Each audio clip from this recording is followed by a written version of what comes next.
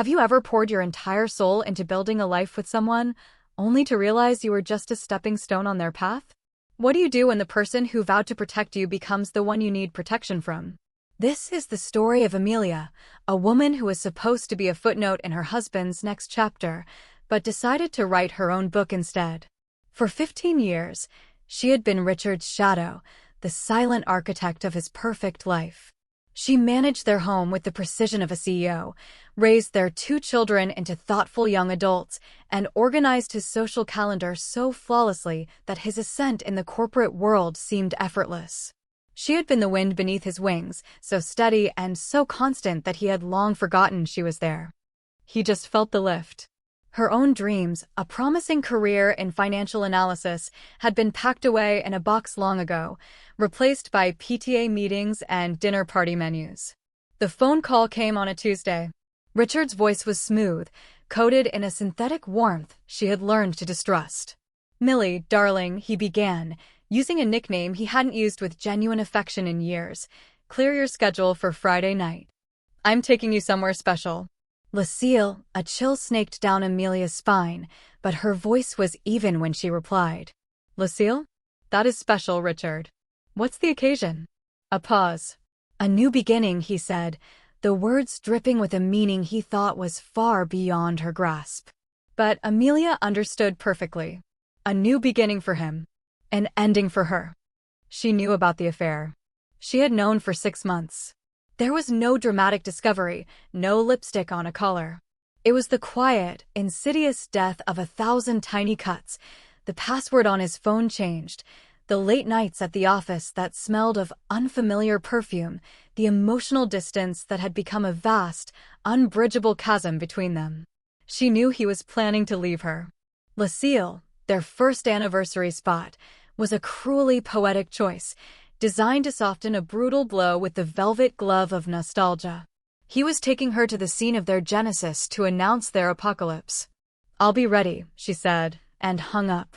In the reflection of the dark phone screen, her face was not one of a victim. It was the face of a strategist, a woman who had been watching the board, calculating the moves, and waiting for her opponent to make his fatal, arrogant mistake. He thought he was leading a lamb to the slaughter. He had no idea he was walking into a trap she had meticulously set for him. The first 5 years of their marriage had felt like a dream. Richard had been ambitious, but kind, seeing Amelia not as an accessory, but as a partner. He would come home, toss his briefcase aside, and listen for hours as she spoke about her own day, her own thoughts, her own aspirations to one day open a small, independent financial consultancy firm. "You're too smart for them, Millie," he'd say, kissing her forehead. "One day, you'll be the one calling the shots." But as his success grew, his world expanded while hers contracted. His name began appearing in business journals, and their social circle shifted from genuine friends to strategic contacts. His compliments became rarer, his attention more fleeting. Slowly, imperceptibly at first, she was relegated from partner to support staff. She managed the renovations on their sprawling suburban home, shepherded the children through elite private schools, and hosted fundraisers that cemented his reputation as a community pillar. She did it all with a quiet competence that he began to take for granted and then to devalue. Her sharp mind, once a source of his admiration, was now only useful for balancing the household budget or negotiating with contractors. He forgot the woman who could dissect a corporate earnings report in minutes. He saw only the woman who knew his favorite brand of coffee. The box of her old dreams was pushed further into the back of the closet, buried under years of his tailored suits and her discarded sense of self. When she had tentatively brought up the idea of returning to work a few years ago, after their youngest started high school, he had dismissed it with a patronizing wave of his hand. "Darling, why would you want the stress? You have everything you could ever want right here. My success is your success." It was then she realized she wasn't a partner in his success. She was an asset that had fully depreciated in his eyes. He saw her as a comfortable, reliable piece of his life's furniture, something to be kept polished and in its place. He had stopped seeing her at all. And in that invisibility, that profound underestimation, she would find her greatest strength. He thought she was a relic of his past, a problem to be elegantly managed. He never once considered that she was the one who had been managing him all along. The discovery was not a single, shattering moment, but a slow, creeping dread that finally solidified into certainty. It was an unlocked laptop, left open on his study desk one evening. He had rushed out, claiming a last-minute crisis at work. An email was open on the screen, not from a colleague, but from a boutique jeweler. The subject line read, "Your custom order is ready." Amelia's heart hammered against her ribs, a frantic bird trapped in a cage of her own making. She knew he hadn't bought her jewelry in a decade. Her hands shaking, she clicked open the email. It was a confirmation for a custom-designed pendant, a delicate, modern piece with two intertwined letters, R and C. C for Chloe, the bright young marketing associate he'd been mentioning far too often. Her name always dropped with a casualness that felt rehearsed. The email included a gushing note from Richard to the jeweler, talking about a gift for a woman who represented his future, the words blurred through Amelia's tears. It wasn't the infidelity that broke her heart, it was the sheer, calculated cruelty of it. He was building a new life while she was still dutifully maintaining their old one. The grief was a physical weight, pressing down on her chest until she could barely breathe. She spent one night, and one night only, weeping in the hollow silence of their oversized bed. But as the sun rose on a cold, gray morning, something within her shifted. The sorrow began to cool, hardening into something else, something solid and unyielding. It was resolve. She would not be discarded. She would not be a weeping, pathetic victim in his triumphant narrative. She had invested 15 years of her life, her intellect, and her soul into this family, into his career. This was not just his empire, it was a joint venture, and she would not be erased from the ledger. That morning, she made a pot of coffee, opened her own laptop, and began to search. She didn't look for divorce support groups, she looked for the most formidable, cutthroat, and brilliant family law attorney in the city. Her pain was no longer a weakness, it was fuel. He wanted a new beginning, and she was going to give him one. But it would be on her terms. The woman he thought was a simple homemaker was about to conduct the most important financial analysis of her life. Mr. Davies' office was on the 45th floor of a downtown skyscraper, a space of intimidating glass and steel that screamed power. His reputation preceded him. He was a legal shark who didn't just win cases, he eviscerated opponents. When Amelia walked in, dressed in a simple but elegant navy dress, the receptionist gave her a look of polite pity. She fit the profile of so many of his clients, a woman of a certain age, with a look of quiet heartbreak, about to be cast aside for a younger model. Mr. Davies himself, a stern man with silver hair and eyes that missed nothing, greeted her with a practiced, professional sympathy. He motioned for her to sit, began his standard speech about discretion and the difficult road ahead. He listened patiently as she laid out the bare facts. 15 years of marriage, 2 children, a successful husband, a suspected affair. He nodded, already mentally drafting the standard settlement offer. "Mrs. Talbot," he said, his voice kind but firm, "these situations are always painful. We will file for a fair division of assets, of course. We'll ensure you are well taken care of." It was the "taken care of" that flicked a switch in Amelia. It was the same patronizing tone Richard used. She leaned forward, her demeanor changing so abruptly that Mr. Davies paused mid-sentence. From her leather tote bag, she didn't pull out a tear-stained handkerchief. She pulled out a thick, black ledger. She opened it on the polished mahogany desk. "Mr. Davies," she said, her voice low and steady, "I appreciate your concern, but I'm not here to be taken care of, I'm here for a partnership." He looked down at the ledger. It was filled with her neat, precise handwriting. For the past 5 years, since Richard had begun restructuring his companies and setting up a series of opaque holding corporations, she had been keeping her own set of books. Using her old financial skills, she had tracked every discrepancy, every unusual transfer, every asset that was mysteriously moved offshore. She had cross-referenced his publicly available corporate filings with overheard phone calls and accidentally seen documents. It was a masterpiece of amateur forensic accounting. Mr. Davies slowly turned a page, then another.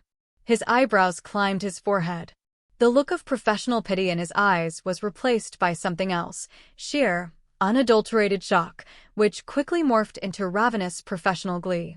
He looked up at the woman sitting across from him, no longer seeing a jilted wife, but a secret weapon. "Mrs. Talbot," he said, a slow smile spreading across his face. "Where do we begin?" The next 6 months were a masterclass in clandestine warfare. Outwardly, Amelia's life remained unchanged. She hosted a charity luncheon, attended her son's soccer games, and discussed summer vacation plans with Richard, all with a serene smile that he found pleasantly placid. He saw her placidity as acceptance, a sign that she was blissfully unaware of the guillotine hanging over her head. He had no idea that her calm was the result of a meticulously executed plan, not ignorance. Her real life began after he went to bed or during the long afternoons when he was at the office, often with Chloe. Her quiet afternoons were spent not at the country club, but in covert meetings with Mr. Davies and his team. They hired a forensic accountant, a grizzled veteran named Marcus, who took Amelia's ledger and hailed it as a work of art. "This woman's done half my job for me," he grumbled to Davies, his voice full of respect. Together, they dove deeper, uncovering shell corporations and hidden accounts that Richard had set up to shield his true wealth from the divorce he was planning. Amelia was the key. She remembered names of obscure business partners from a decade-old dinner party, recalled details of deals he'd boasted about after a few glasses of wine. She was a living archive of his entire career, and he had foolishly believed she was never paying attention. While the legal and financial teams built the case, Mr. Davies also hired a discreet private investigator. The investigator confirmed the affair with Chloe in less than a week, providing photographic evidence that was both damning and heartbreaking.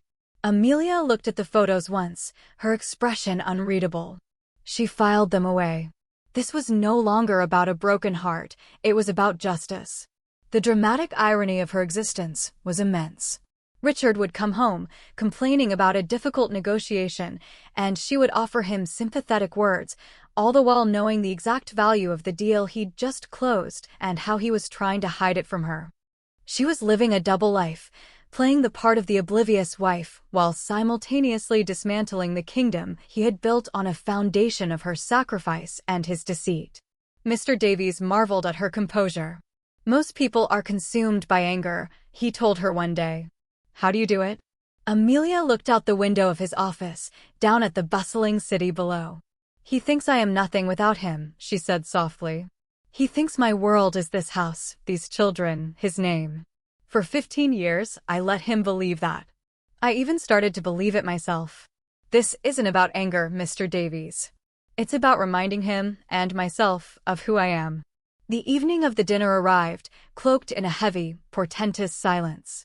Amelia stood before the full-length mirror in her bedroom, a room that had felt more like a museum of a marriage than a shared space for years. On the bed lay the dress Richard had suggested she wear, a soft, floral silk number he'd bought her for an anniversary years ago. It was the dress of the woman he thought she was, gentle, compliant, pretty. She left it there. Instead, she chose a dress she had bought for herself a month ago, on a rare, secret afternoon of personal indulgence. It was a sheath of deep crimson, a color of power and defiance. It was impeccably tailored, severe in its elegance, with a sharp, modern cut that made her look not like a wife, but like a formidable executive. It was a declaration before the war had even begun. When she descended the grand staircase, Richard was waiting at the bottom, adjusting his ridiculously expensive watch. He looked up, and for a fleeting moment, a flicker of surprise crossed his face. He was expecting the soft, familiar Millie. He was met with this striking, unreadable woman in red. "You look stunning," he said, the words slightly stilted, as if he were appraising a stranger. "I thought you'd wear the blue silk. I felt like a change," she replied, her voice smooth as glass. The car ride was a symphony of his condescension. He talked about his latest business triumph, about the people he was meeting, the places he was going. He was painting a picture of a world that was moving on, a world that was rapidly leaving her behind. He believed he was gently preparing her for the blow. Amelia simply nodded, her hands resting calmly in her lap, her gaze fixed on the city lights streaking past the window. Her silence unnerved him. He had expected nervous chatter, questions, and almost desperate clinging. Her quiet self-possession was a variable he hadn't accounted for, but he quickly dismissed it as shock or denial. He patted her hand. "It's good to do this, Millie. To have a proper night out." To talk, he was the magnanimous king, granting one final audience to his loyal, soon-to-be exiled queen. As they pulled up to the valet at Lucille, the doorman rushing to open her door, Amelia took a slow, deep breath. The performance was about to begin. He thought he was the director of this final act. He had no idea she had rewritten the entire script. Lucille was an assault on the senses, a temple of decadent capitalism. Crystal chandeliers dripped from the ceiling like frozen waterfalls, waiters moved with silent, balletic grace, and the air hummed with the quiet murmur of the city's elite. It was a place designed to make one feel important, a gilded stage for life's grand pronouncements. Richard basked in it. He greeted the maitre d' by name, made a show of approving the table, the very same corner booth where he had proposed to her 16 years ago, and ordered a bottle of vintage champagne that cost more than their first car. Every gesture was a performance of power, a demonstration of the world she was about to lose. Amelia watched him, a clinical detachment in her eyes. She remembered the young man who had sat in the same booth, nervous and full of earnest promises, his hand trembling as he opened the ring box. The man across from her now was a stranger, a polished caricature of success. He filled her glass, raising his own. "To us, Millie," he said, his eyes holding a mixture of pity and resolve. "And to the future, she repeated, her voice a perfect echo, and touched her glass to his. The clink sounded like a starting bell. For the next hour, he steered the conversation with a surgeon's precision, dissecting their shared past. He reminisced about their early struggles, the first apartment, the triumphs they had shared, framing it all as a beautiful story that had simply reached its natural conclusion. It was a gentle execution, or so he thought. He was laying the groundwork, building a case for their amicable separation, for her graceful exit from his life. "We've had a wonderful run, haven't we?" he said, leaning forward. "But people change. Paths diverge. What we wanted at 25 isn't necessarily what we need at 40. Amelia simply listened, her expression serene. She ate her appetizer slowly, deliberately. Her calm was a blank wall he couldn't seem to find a crack in. It was beginning to frustrate him. He was used to managing her emotions, to predicting her reactions. This placid stranger was unsettling. He had expected tears by now, at the very least a quaver in her voice. He was getting nothing. He decided it was time. The performance had gone on long enough. He needed to get to the finale, to the clean, decisive cut. He signaled for the waiter to clear their plates, took a final sip of champagne, and steeled himself. The moment had arrived. With a sigh that was meant to convey deep, regretful solemnity, Richard reached into the inner pocket of his tailored jacket. He placed a thin, crisp business envelope on the pristine white tablecloth, positioning it perfectly between them. It lay there like a verdict. "Amelia," he began, his voice dropping to a low, intimate register, the same one he used to use when he told her he loved her.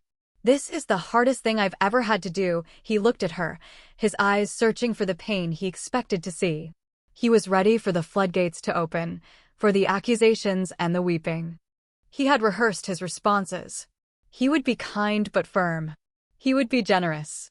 He would be the good guy in the sad, inevitable story. "I will always cherish what we had," he continued, pushing the envelope a few inches closer to her side of the table. "But I'm not the man you married anymore. And I think, if you're honest with yourself, you'll agree that we've been living separate lives for a long time. This is a proposal for how we can move forward. Apart. It's fair. It's generous. I had my lawyer draw it up to make things as painless as possible." He leaned back, the gesture of a man whose difficult duty was done. He had delivered the blow with what he considered to be admirable grace. Now, all that was left was the emotional fallout, which he would weather with patient condescension before making his clean getaway. He waited.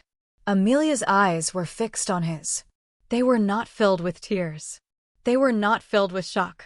They were clear, steady, and held a glint of something he had not seen in years, a piercing, formidable intelligence. It was the look she used to get when she would beat him at chess in the early days of their marriage. He had always hated that look. She didn't even glance at the envelope. Her hands remained resting in her lap. The silence stretched, thick and uncomfortable. For the first time that evening, Richard felt a genuine prickle of unease. This was not going according to his meticulously planned script. "Well," he prompted, a touch of irritation creeping into his voice. "Aren't you going to open it?" Amelia finally moved. But she didn't reach for his letter. A small, knowing smile touched Amelia's lips. It was not a happy smile. It was the smile of a chess master who sees a checkmate 10 moves away. "No, Richard," she said, her voice quiet but carrying the weight of a judge's gavel. "I don't think I will." Her movement was fluid and deliberate. She reached into her own elegant crimson clutch purse, which had been sitting beside her on the velvet seat. She retrieved not a handkerchief, but a document. It was thick, professionally bound in a heavy, dark blue cover, the kind of binding reserved for important legal filings and corporate reports. It made his thin little envelope look pathetic, like a child's craft project. She placed her document on the table with a soft but definitive thud. It landed directly beside his letter, dwarfing it. "You're right about one thing," she said, her eyes boring into his. "This is the hardest thing you've ever had to do. But you're wrong about who is doing it." She slid the bound volume across the polished wood. It stopped just before his wine glass. The gold-embossed lettering on the cover caught the light from the chandelier. It read, "Petition for the dissolution of marriage, Talbot versus Talbot." Below that was the name of Mr. Davies' law firm, a name that made CEOs and titans of industry shudder. Richard stared at it, his face a mask of confusion. "What is this?" he stammered, his carefully constructed composure beginning to crack. "This isn't you ending our marriage, Richard," Amelia stated, each word a perfectly placed stone building a wall between them. "This is me starting my life. I know about Chloe. I've known for 6 months. I know about the trips, the jewelry, the apartment you leased for her downtown." Richard's face went white. The blood drained from it so fast he looked like a marble statue. He was speechless, his mouth opening and closing silently like a fish. He instinctively reached for the document, his hands trembling as he pulled it towards him. He flipped it open. The first page was the petition for divorce, citing adultery and fraudulent dissipation of marital assets. The second was an affidavit from a private investigator, complete with dates, times, and photographs. But it was the third section that made his heart stop. It was a preliminary forensic accounting report, detailing the offshore accounts, the shell corporations, and the millions of dollars in assets he had systematically and illegally hidden. It was all there, in black and white, a perfect, damning road map of his deceit. He looked up at Amelia, his eyes wide with horror and disbelief. The woman he saw was not his wife. She was a stranger, a formidable adversary who had been 10 steps ahead of him the entire time. His world tilted on its axis. The smug certainty that had defined his every action evaporated in an instant, replaced by a cold, sickening wave of terror. The humming restaurant, the clinking glasses, the soft music, it all faded into a roaring in his ears. He frantically flipped through the pages, each one a nail in the coffin of the life he had so carefully constructed. There were bank statements from the Cayman Islands he thought no one could trace. There were copies of emails he thought he had deleted. There was a detailed valuation of his company that included the secret side deals he had structured specifically to keep them off the books. It was a complete and total annihilation. The document in his hands was not a negotiation. It was a surrender. The settlement demands were not just for half of their declared assets, but for a majority share of his entire hidden empire, plus punitive damages that would leave him financially crippled and professionally exposed. "How?" he finally whispered, the word barely audible. It was the only thing his shocked brain could produce. You underestimated me, Amelia said simply. There was no triumph in her voice, only a profound, weary truth. You saw a homemaker. You forgot who I was before I met you. You forgot what I gave up to build your world. You assumed I stopped being intelligent just because I started managing a household instead of a portfolio. That was your mistake. Not mine. She stood up, her movements graceful and unhurried. She placed her napkin neatly on the table beside the devastating legal document. The entire restaurant seemed to hold its breath, though no one but them knew the drama unfolding in the corner booth. To the outside world, she was just a beautiful woman in a red dress leaving dinner. But to Richard, she was a force of nature that had just leveled his entire world. I will not be a sad story you tell your young girlfriend, Amelia said, her voice clear and strong. I will not be the ex-wife you pay off to go away quietly. I was your partner. I built half of this life, and I will claim what is mine. My lawyer will be in touch with your lawyer. Though I suggest you hire a better one. And she looked down at him, a man completely undone, his face a mess of shock and humiliation. The pity she thought she might feel was absent. In its place was only a sense of release, of a great weight finally being lifted. She turned and walked away, her back straight, her steps steady. She didn't look back. She walked out of the opulent restaurant, past the bowing maitre d', and into the cool night air. She wasn't walking away from a marriage. She was walking toward herself. Amelia didn't just win a legal battle, she reclaimed her story. She reminded the world and herself that the quietest people often have the most powerful voices. Her strength wasn't loud or flashy, it was forged in silence and strategy. Never underestimate the person sitting across from you. Their silence might not be submission. It might be the calm before a storm they have meticulously planned. Share this story with someone who needs to be reminded of their own hidden power. Remind them that they are the author of their own life and they alone hold the pen.